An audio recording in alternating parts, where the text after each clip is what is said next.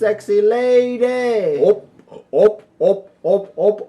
Gundam style. For this video, I wanted to talk about how to deal with girls' problems. And not the monthly kind where they're like, give me chocolate! You see, it's an unfortunate fact of life that as a guy, at some point, you will be forced to sit down and console a girl for something that you have no idea about. It can range from issues as small and as trivial as, my Urban Decay eyeliner that I ordered like 4 days ago hasn't even been shipped yet and I called them, to bigger and more sensitive issues that you still don't understand, like, oh, you know that witch with the big hell good at work? She's like totally so fake and she went on Facebook, can you believe that shit? to issues that she possibly blames you for causing for some unknown reason or another, like, I always set myself aside for you and do whatever you want, but you can't even set yourself up for me, not even once. at times, you may be tempted to respond, as all guys have at one point, by lashing out in anger and frustration, or by attempting to offer some practical solution that could seemingly bring quick and easy closure to the issue at hand. But believe me, this is actually not what girls want at all. So the first thing you need to do is you need to stop and assess the situation to determine whether or not it's a trap. Girls don't tend to know that they're setting a trap for you, so learn to recognize the signs.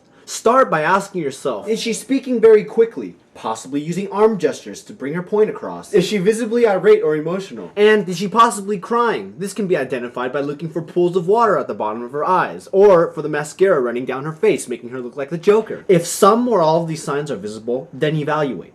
Evaluate the words that are coming out of her mouth. This will require that you stop and listen to what she is saying for an indefinite amount of time. After listening to her voice her thoughts, evaluate silently in your head. Ask yourself, do I know of a quick solution, method, or piece of advice that could put this entire situation to rest and fix all the problems in a quick and practical way? If the answer to this is yes, keep your mouth shut and don't offer the solution. Offering a solution at this point will only make the situation worse. At this point, you have now identified the crisis situation and can begin to diffuse it. The first step to do this is to shut up. Shutting up is probably the most difficult thing you will have to do during the course of this event. At no point should you offer the well-crafted, practical solution you have to the issue. Don't even hint that you have an idea how to fix her situation. 2. Continue listening. If this is not possible, as can be the case with incessant chatter, feign interest and pretend to listen. You can really sell the illusion by nodding your head and maintaining eye contact, and every 5 to 10 seconds punctuate this by well-timed mm-hms and yas.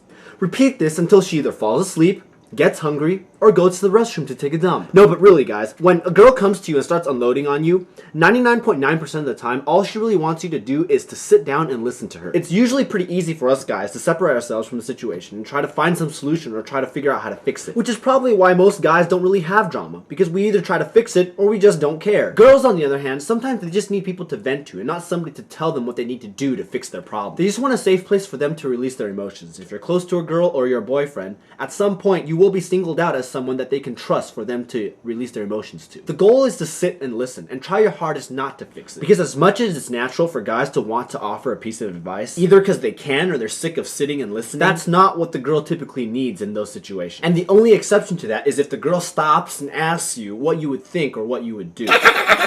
So what do you think? In that case, good luck, because I sure hope you were listening.